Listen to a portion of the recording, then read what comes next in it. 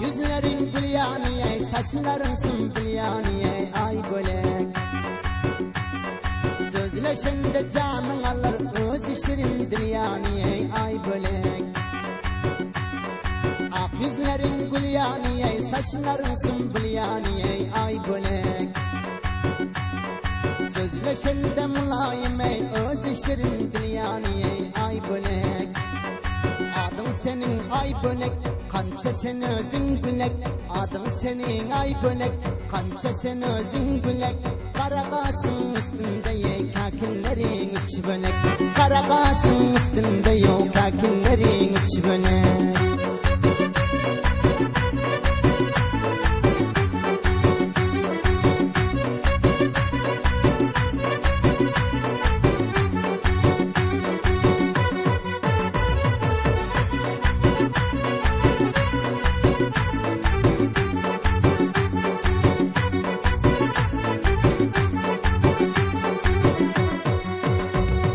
Lebine nadet kızıle, kahretme esem hezile, ay bölek.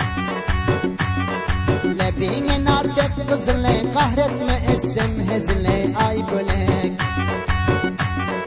Tamam dizlerin içinde kança özlerin makbule, ay bölek. Hemme güllerin içinde vak senin özün makbule, ay bölek. Adın senin ay bölek, kança sen özün gülek. Adın senin ay bölek, kança sen özün gülek. Kara kaşın üstünde ye kakillerin üç bölek. Kara kaşın üstünde yok kakillerin üç bölek.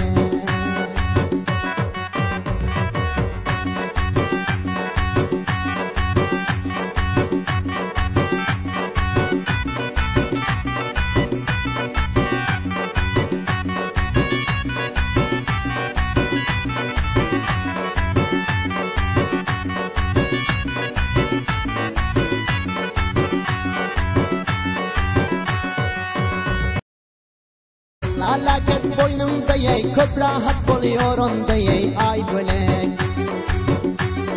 Laketlerin boynumda ye, rahat yaşıyor onda ye, ay bölek.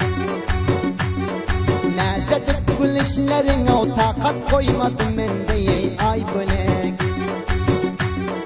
Süzülüp duruşlarına karar koymadım ende ye, ay bölek. Gözün senin ay bölek, izler içinde gülek. Gözün senin ay bölek, izler içinde gülek. Kara kaşın üstünde yok kakillerin üç bölek. Kara kaşın üstünde yok kakillerin üç bölek.